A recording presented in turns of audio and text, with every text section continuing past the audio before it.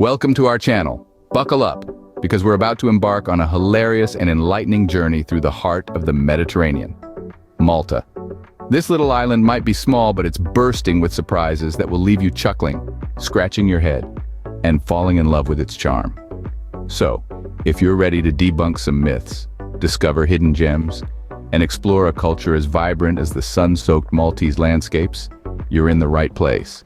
And hey, if you're enjoying the ride, don't forget to hit that subscribe button to join us on this and many more adventures. Now let's get started, shall we?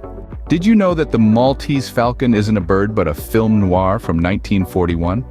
And sadly, it wasn't even shot in Malta. Now I bet you're scratching your head thinking, wait, what? But I've been practicing my birdwatching skills. Well, my friend, you might have to swap those binoculars for a classic movie night.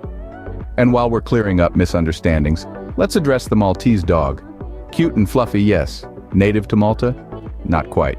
These little bundles of joy actually trace their roots back to the Mediterranean basin, not specifically the island of Malta. But don't let these surprises dampen your spirits. Malta, a gem in the heart of the Mediterranean, is steeped in history that's as rich as its vibrant culture. It's got everything from ancient temples to crystal clear waters, and a whole lot of character in between. So if you've booked your ticket to Malta hoping to see Humphrey Bogart or a fluffy dog, you might be in for a surprise. Did you know that Malta is so small you could walk across it in a day? But don't let its size fool you. It's packed with more history than your high school textbook. Picture this. If Malta were a book, it would be a pocket edition, yet bursting with more tales than a library on steroids. Now let's talk about the benefits of this compact wonder. You know how in most places you need a week to see the sights? Well, in Malta you can tick off 3 UNESCO World Heritage Sites before lunch. It's like having an all-access pass at a music festival, but instead of bands you're hopping between centuries. And the size? It's smaller than a high school textbook, but denser than a fruitcake during the holidays. You might even say it's like a history burrito with layers of cultures wrapped into one delicious bite-sized island. So get your walking shoes ready, because in Malta, you can literally walk through centuries in a day. In Malta, the national bird might be a sparrow, but their national dish is rabbit. Talk about a food chain reversal. Now, if you've ever wondered what it would be like to dine in a world where the food chain is flipped on its head, Malta is your culinary wonderland. Here, the rabbits are not content with simply munching on carrots. No, they're the main course in a sumptuous dish known as fencata, a rabbit stew that's as rich in flavor as it is in irony. But wait, there's more. Maltese cuisine doesn't stop at serving up fluffy woodland creatures. In fact, the Maltese have a knack for turning unsuspecting ingredients into mouth-watering delicacies. Take pastizi, for instance. It's a flaky pastry filled with ricotta or mushy peas. Now, I know what you're thinking. Peas in a pastry? But trust me, one bite and you'll be eating your words, along with plenty more pastizis. And let's not forget the Maltese bread, hobs bizaged. Now, this isn't your run-of-the-mill loaf. It's a sourdough round slathered in ripe tomatoes, doused with olive oil and sprinkled with mint and capers. It's the kind of bread that makes a sandwich feel like an underachiever. But here's my favorite part about Maltese cuisine. It's not just about what's on the plate, it's about who's around the table.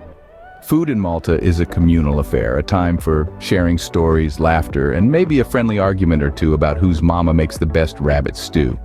So, whether you're a foodie, a culinary adventurer, or just someone who likes to eat, Maltese cuisine offers a gastronomic journey like no other. From the rabbit at the top of the menu to the humble pea in the pastry, dining in Malta is a taste of the unexpected. So, if you're a vegetarian, well, let's just say Malta might test your love for animals.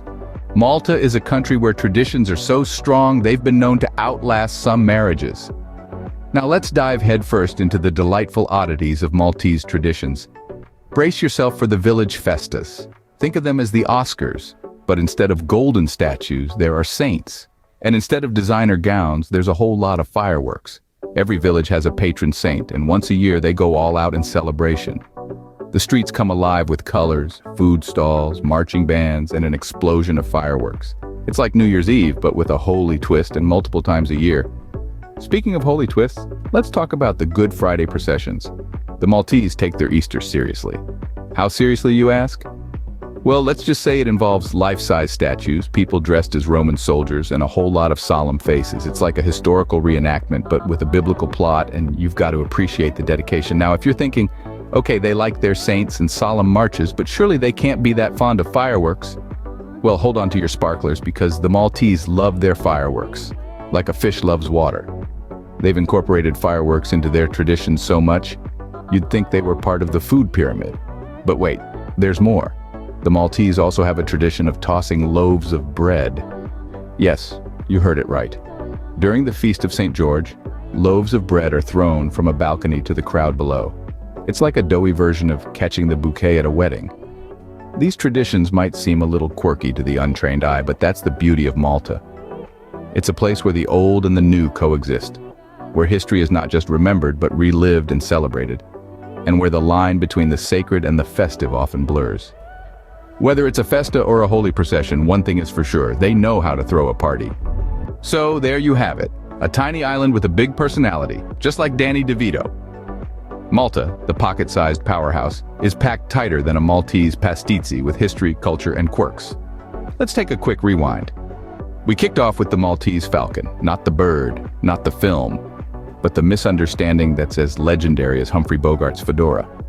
Then, we squeezed the entire island into a 1-minute segment, proving that good things really do come in small packages. We then whisked you through a gastronomic journey, a wild ride of rabbit stews, pasticcis, and the mysteriously named widow's soup. Who knew such a small island could pack such a big culinary punch? And let's not forget the traditions, from the festa fireworks to the quirky Good Friday processions.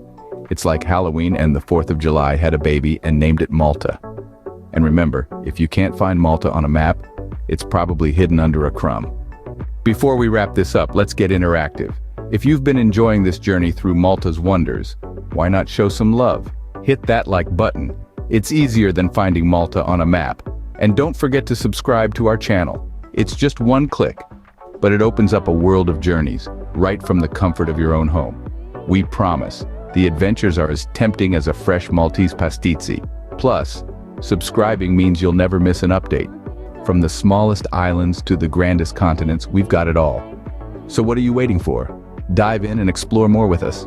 After all, you've got the whole world at your fingertips.